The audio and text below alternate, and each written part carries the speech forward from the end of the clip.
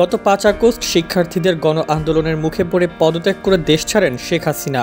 এরপর ৮ আগস্ট গঠিত হয় অন্তর্বর্তীকালীন সরকার, যেখানে প্রধান উপদেষ্টা হিসেবে শপথ নিয়েছেন নোবেলজয়ী অর্থনীতিবিদ ডক্টর মোহাম্মদ ইউনূস। অন্তর্বর্তী এই সরকারে তার সাথে আরও ১৬ জন উপদেষ্টা রয়েছেন। ১৫ আগস্ট সংশ্লিষ্ট সূত্রে জানা গেছে, অন্তর্বর্তীকালীন সরকারের পরিধি বাড়ছে। এ তালিকায় যুক্ত হচ্ছেন আরও ৪ উপদেষ্টা।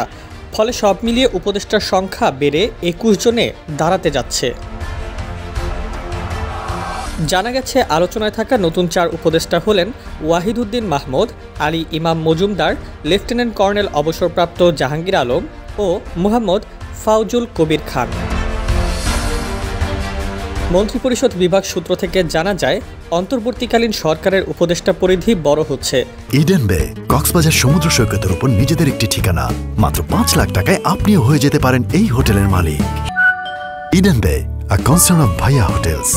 প্রধান উপদেষ্টা ডক্টর মোহাম্মদ ইউনূস সহ ১৭ উপদেষ্টা শপথ নিয়ে কাজ শুরু করলেও শুক্রবার আরও কয়েকজন দায়িত্ব নিতে যাচ্ছেন।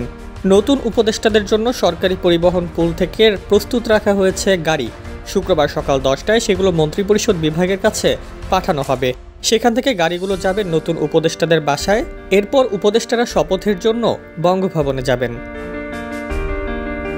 এদিকে রাষ্ট্রপতির দৈনিক কর্মসূচি থেকে জানা গেছে, শুক্রবার বিকেল ৪টায় বঙ্গভবনে নতুন উপদেষ্টাদের শপথ গ্রহণ অনুষ্ঠিত হবে। রাষ্ট্রপতি মোহাম্মদ শাহাবুদ্দিন তাদের শপথ পাঠ করাবেন। প্রধান উপদেষ্টা ডক্টর মোহাম্মদ ইউনূস সহ অন্যান্য উপদেষ্টারা উপস্থিত থাকবেন সেখানে। এর আগে ৩ দফায় শপথ গ্রহণ করেন ১৭ উপদেষ্টা। এর মধ্যে ৮ আগস্ট শপথ নেন প্রধান উপদেষ্টা শান্তিতে নোবেল বিজয়ী অর্থনীতিবিদ ডক্টর মোহাম্মদ ইউনূসের নেতৃত্বাধীন অন্তর্বর্তীকালীন সরকারের ১৩ উপদেষ্টা। পরে ১১ আগস্ট দুপুর ১:১টার দিকে বঙ্গভবনে শপথ নেন অন্তর্বর্তী সরকারের আরও ২ উপদেষ্টা।